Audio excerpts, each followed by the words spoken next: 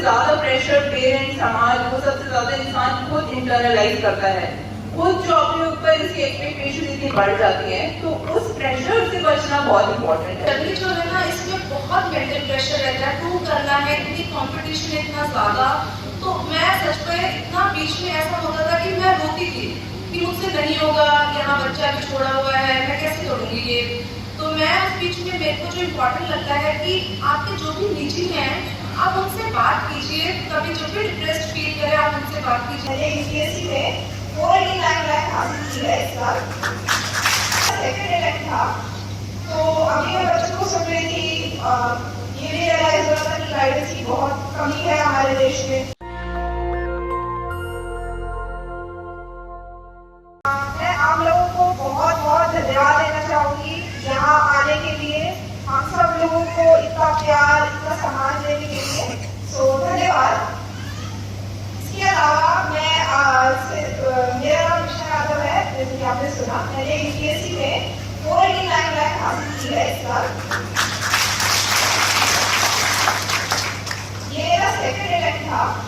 तो अभी मैं बच्चों को सुन रही थी, ये भी रियलाइज हो रहा था कि गाइडेंस की बहुत कमी है हमारे देश में। तो उसी से रिलेटेड मैं कुछ क्वेश्चन पूछे थे बच्चों ने। उनमें से एक क्वेश्चन ये था कि माइंडसेट क्या रखे इस पेपर को प्रिपेयर करने के लिए, कि क्या माइंडसेट रखे, क्योंकि टफ पेपर तो है ही, ये तो सबको ही पता है। तो मेरे हिसाब से मेरा जो माइंडसेट था वो ये था कि अपना एक फिक्स गोल रखो कि ये गोल मुझे हासिल करना है, उससे भटकने की जरूरत नहीं है, और उस गोल को पाने के लिए मेहनत करो। ये सिंपल लगता है सुनने में, बट इसमें डटे रहना बहुत मुश्किल काम है, और यही इस पेपर को क्रैक करने की की है। इसके अलावा अपनी तैयारी से रिलेटेड मैं आप सबको बताना चाहूँगी, मैंने कोचिंग भी ली थी मेरे करोलबाग से गवर्नमेंट रवि। बट ये भी कहना चाहूँगी कि कोचिंग जरूरी नहीं है, जो बच्चे चाहे। आज इंटरनेट में सब मटेरियल बहुत इजीली अवेलेबल है। अगर आप इस्तेमाल मोबाइल फोन, लैपटॉप इन सब का सही तरीके से करेंगे तो वो आपके लिए बहुत फायदेमंद हो सकता है। तो जितनी गाइडेंस हो सके आप वहाँ से ले सकते हैं। इस मंच के द्वारा मैं एक चीज जरूर कहना चाहूंगी, वो है अपने मम्मी पापा को थैंक यू, क्योंकि उनके सपोर्ट के बिना मुझे नहीं लगता ये मैं यहाँ पहुँच पाती। तो thank you and thank you. करने के लिए तो मैं अपनी कहानी बताऊंगी। मैं महेंद्रगढ़ जिले के भांकरी गाँव से हूँ। मेरी मदर आंगनबाड़ी वर्कर है और मेरे जो पापा हैं वो एक्स इंस्पेक्टर है, बीएसएफ से रिटायर्ड है। तो मैंने एक्चुअल में प्रिपरेशन की थी 2013 में। मैंने अपने पहले 2 अटेम्प्ट किए थे 2013-14 में, पर मैं उस टाइम प्रीलिम्स क्लियर नहीं कर पाई। उसका रीजन था गाइडेंस नहीं थी और मेरे में सिंसियरिटी भी नहीं थी। और मैंने ये बहुत बच्चों में देखा है कि वो करोलबाग आ जाते हैं, कोचिंग भी ज्वाइन कर लेते हैं, पर क्लासेस अटेंड नहीं करते हैं, थोड़ा टाइम इधर उधर भी देते हैं, सिंसियरिटी नहीं होती उनमें। तो वो सब मेरे में भी था उस टाइम। उसके बाद मैंने एसएससी का एग्जाम भी दिया था ताकि मैं अपने आप को फाइनेंशियली सपोर्ट भी कर पाऊँ। तो मेरी उसके बाद शादी हो गई। शादी के बाद मैंने फिर 2 अटेम्प्ट दिए, पर मैं गुड़गांव रहती थी, दिल्ली मेरा ऑफिस था, तो आने जाने में ऑफिस में मुझे बहुत टाइम लगता था। तो मैं उसके बाद भी मेरा टाइम नहीं था पढ़ाई का, प्रीलिम्स नहीं हुआ। मैंने हार मान ली थी उसके बाद मैंने छोड़ दिया। अब हुआ ये 2019 में मैं माँ बनी। उसके बाद और उसी टाइम पे क्या हुआ कि मेरे गांव से एक अभिषेक यादव हैं जो 2019 में आईएएस बने। तो वो मेरे स्कूल में जूनियर होते थे, उन्होंने मेरे को पूरा गाइड किया कि क्या पढ़ना है, क्योंकि उनको लगता था कि सब बच्चे मेहनत करते हैं, काबिलियत सबके अंदर होती है, गाइडेंस नहीं होती, और इसके साथ साथ सिंसियरिटी और जेन्युइननेस जो ऑनेस्टी होती है एफर्ट्स में, वो बहुत कम होती है। तो वो मैंने मदर बन गई थी, चूंकि मैं रेजिलियंस होता है, मदरहुड में बहुत सारी चीजें फेस करते हैं, तो वो सब मेरे अंदर एक मेरी पर्सनैलिटी में भी चेंज आया। तो ये मैंने उसके बाद मैं कहूँगी मैंने पहली बार ढंग से तैयारी की 2020 में, और मैं सीधा इंटरव्यू तक गई थी। इंटरव्यू में मैं फाइनल लिस्ट में मेरा नहीं हुआ, पर मैंने वो कमियाँ सुधारी 2021 के अटेम्प्ट में, और मेरा 345 रैंक आया।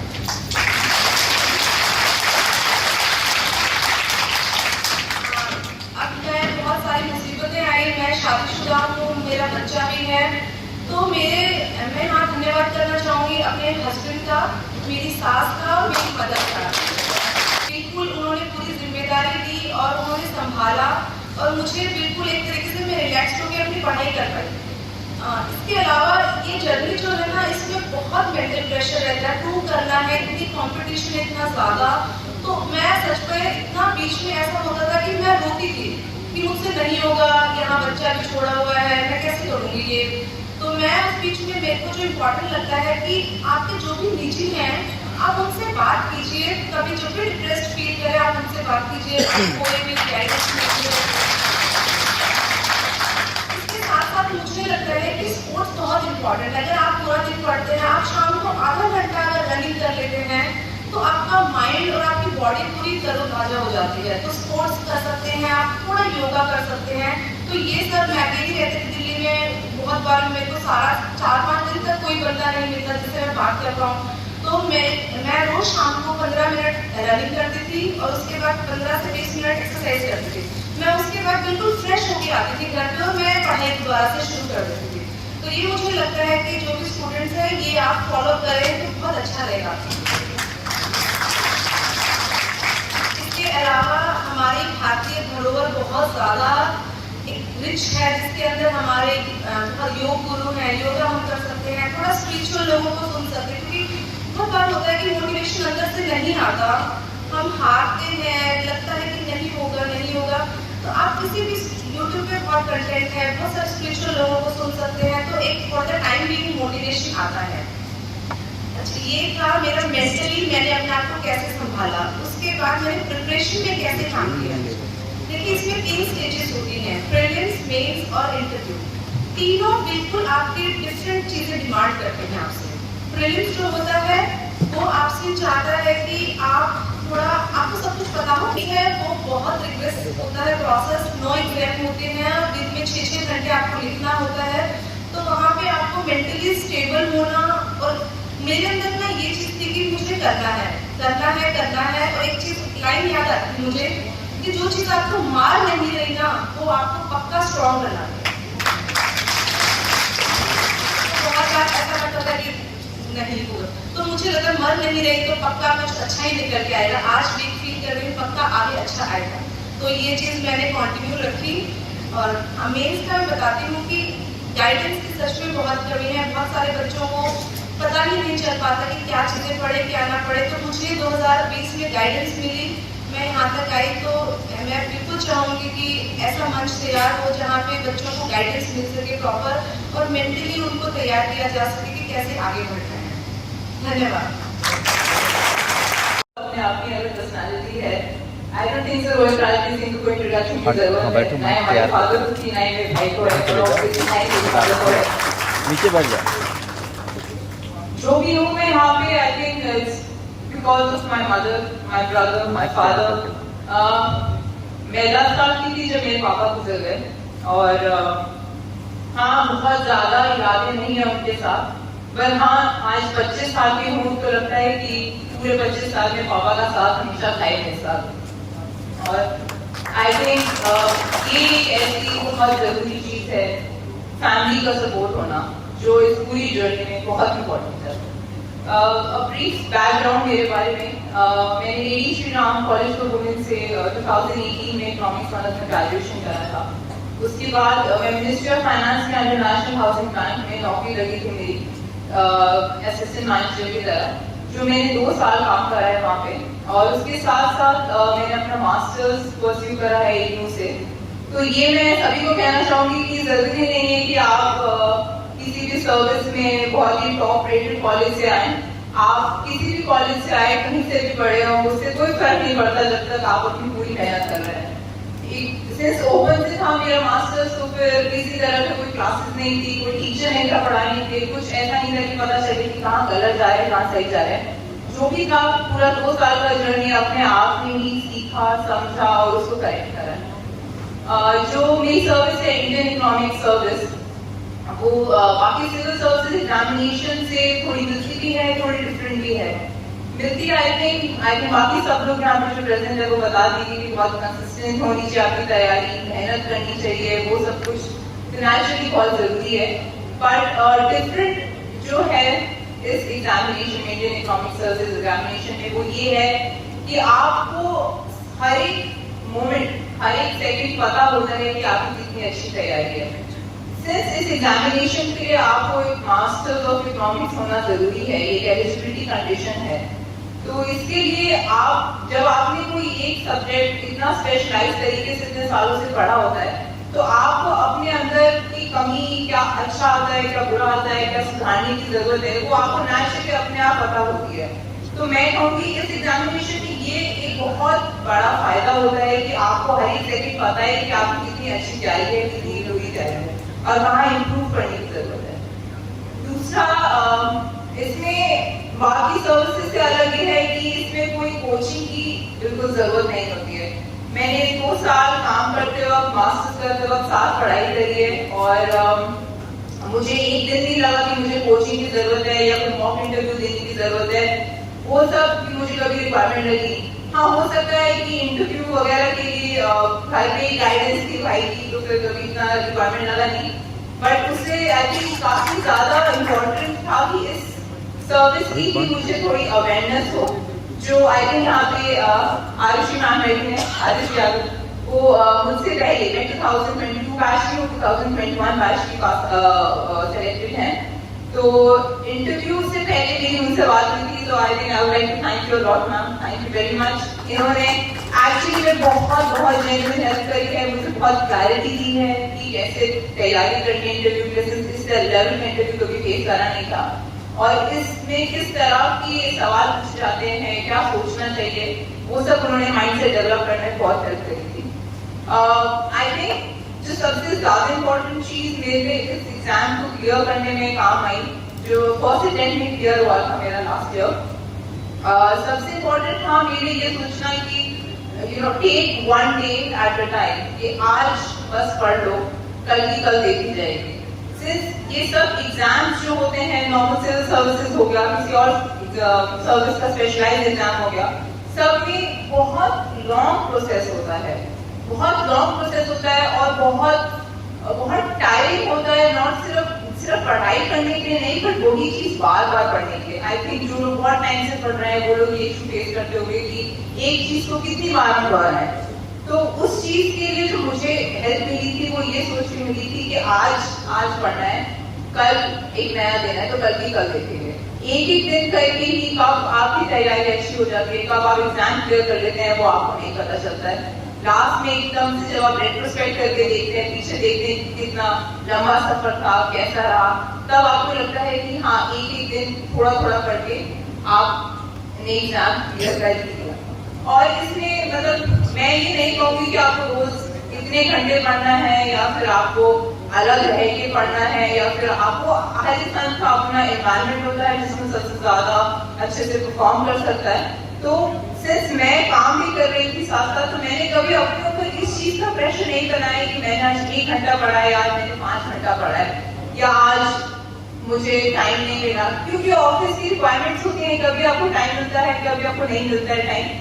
तो इसीलिए अपने ऊपर कभी ये बहुत ज्यादा प्रेशर क्रिएट करने की जरूरत नहीं है। ये मेरा एक्सपीरियंस रहा है कि आई थिंक सबसे ज्यादा प्रेशर पेरेंट्स, समाज, वो सबसे ज्यादा इंसान खुद इंटरनलाइज करता है, खुद जो अपने ऊपर इसकी एक्सपेक्टेशन इतनी बढ़ जाती है, तो उस प्रेशर से बचना बहुत इंपॉर्टेंट है।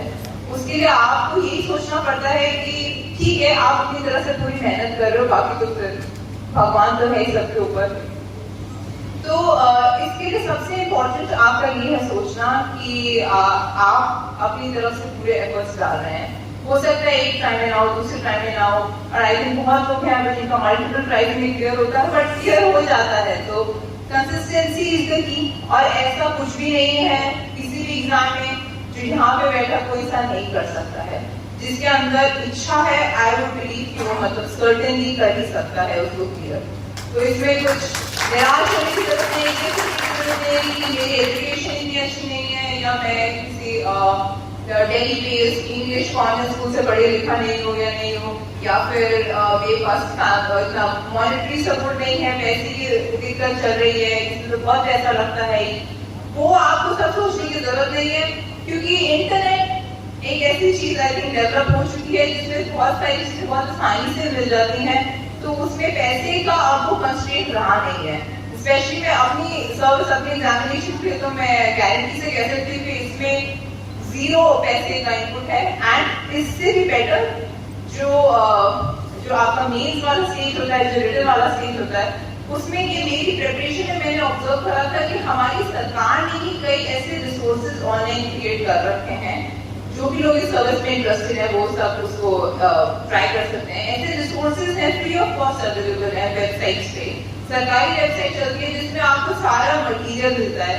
जिस टाइप के क्वेश्चंस पूछे जाते हैं उनसे रिलेटेड आपको बहुत अच्छे से समझाए जाते हैं। वीडियोस हो गए और रिटन रिसोर्सेज हो गए। तो मैं ये नहीं कहूंगी कि आपके पास मॉनिटरी या फिर कोई वैसा टाइप का कंस्ट्रेंट रहेगा, इस प्रिपरेशन में वो आपको नहीं रहेगा।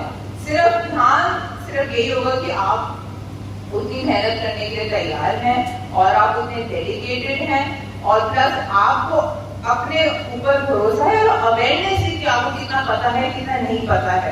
जरूरी नहीं है कि आप जब एक बार ट्राई देंगे तो आपको सब पता होगा, बट इसमें जरूरी ये है कि आपको पता हो कि आपको क्या नहीं पता है, उसी पे ही आप काम कर सकते हैं। क्योंकि वरना तो बहुत वास्ट चीज है कि अगर आप उसमें एक एक चीज देखने जाए कि क्या हो सकता है, क्या गलत हुआ क्या नहीं हुआ। तो अपने पढ़ते टाइम ये अवेयरनेस होना और बिल्कुल आंख सब खुले रख के ये देखना कि आपको क्या आता है और क्या नहीं आता है, ये सबसे ज्यादा इम्पोर्टेंट है। बिकॉज 100% मार्क्स में आ नहीं सकते आई थिंक, तो खैर वो भी हो सकता है कभी किसी जमाने में हो जाए इसमें 100% मार्क्स आ रहे हैं, बट अभी फिलहाल तो नहीं हो रही। तो फिर सब लोगों को थोड़ा बहुत ही पता है, जो भी लोग क्लियर कर रहे हैं किसी को सब कुछ नहीं पता ना।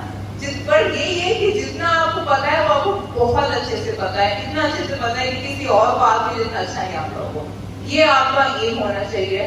और मैं बस इस बात से कंक्लूड करना चाहूंगी कि एक और बार सबको बहुत बहुत थैंक यू यहाँ पे गाइड करने के लिए, हमको सम्मानित करने के लिए। एंड आई थिंक मैं तो फर्स्ट टाइम एक्सपीरियंस कर चुकी हूँ कि हमारी कम्युनिटी का सपोर्ट कितना इंपॉर्टेंट होता है क्लियर करने के लिए, कितना इंपॉर्टेंट होता है मेरे ब्रदर के लिए, मेरे लिए, इनफैक्ट हमारी पूरी फैमिली के लिए कम्युनिटी साथ रही है। Very very very thank you very much. And सबको धन्यवाद कि हमें यहाँ पे बुलाया और इतने प्यार और सम्मान के साथ हमारा स्वागत किया, उसके लिए बहुत बहुत धन्यवाद। पहले मैं अपना एक छोटा सा इंट्रोडक्शन देना चाहूँगी। मैं देहरादून उत्तराखंड को बिलोंग करती हूँ। वैसे ओरिजिनली मेरी फैमिली बुलंदशहर डिस्ट्रिक्ट में मनोबास गाँव को बिलोंग करती है, बट हम काफ़ी मेरे बर्थ के पहले ही हम लोग देहरादून में रह रहे हैं।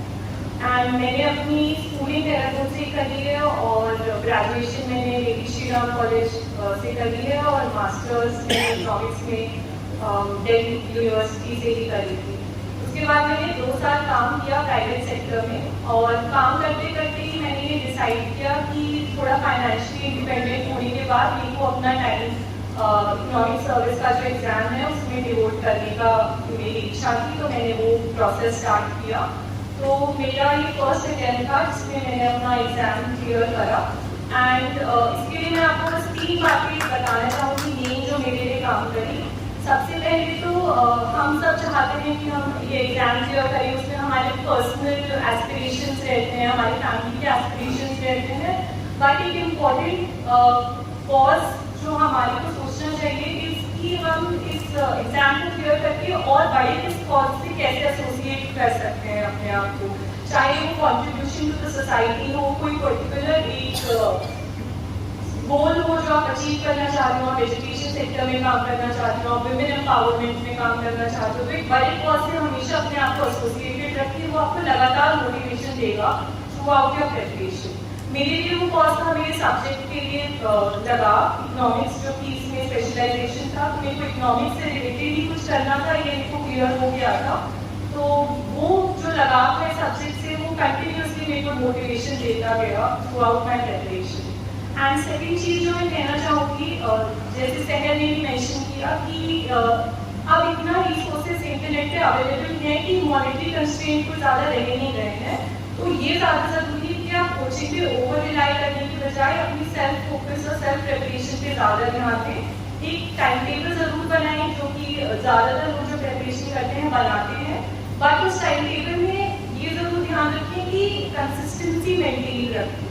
चाहे अगर आपका पिछले दिन का टाइम टेबल आपने मीट नहीं किया, लेकिन इस बात से आप डिस्करेज ना हो, अगले दिन फिर कोशिश करें। ऐसे जैसे टाइम बीतता जाएगा आपको एफर्ट जो होगा वो आपका कंपाउंड होता रहेगा एंड धीरे धीरे कंसिस्टेंसी जो होगी वो आपकी नॉलेज कैपिटल में बिल्ड होती रहेगी। तो ये बहुत जरूरी है कंसिस्टेंसी मेंटेन करना। एंड थर्ड बात मैं कहना चाहूँगी कि क्योंकि मेंटल प्रेशर तो बहुत रहता ही है एग्जाम के लिए प्रिपेयर करते हुए, तो दो बातें बहुत ज़रूरी है। एक अपनी सेहत का ध्यान रखना फिजिकल एंड दूसरी अपनी मेंटल हेल्थ का ध्यान रखना। उसके लिए जो आपको सूट करता है आप वो तरीका अपना सकते हैं। मेरे लिए पर्सनली योगा मेडिटेशन ने बहुत सहयोग दिया मेरी प्रिपरेशन में। अगर मैं बहुत डिस्करेज फील करती थी तो अगर मैं 10 मिनट का भी मेडिटेशन कर लेती थी तो मुझसे मेरे को बहुत एनर्जी मिलती थी और जहाँ मैंने अपनी प्रिपरेशन छोड़ी थी मैं वहाँ से दोबारा से उठा पाती थी। तो मेडिटेशन एक ऐसा टूल है जो कि आपको डेफिनेटली अपनी लाइफ में not just during preparation but आगे चल के भी अपनाना चाहिए एंड इससे आपको एनर्जी मिलती है। एंड ये 3 बातें हैं जो मेनली मैंने अपनी प्रिपरेशन करते हुए पूरा ध्यान में रखी। That's it, thank you. National Dastak की आपसे गुजारिश है कि अगर इसको बचाना चाहते हैं तो नेशनल दस्तक को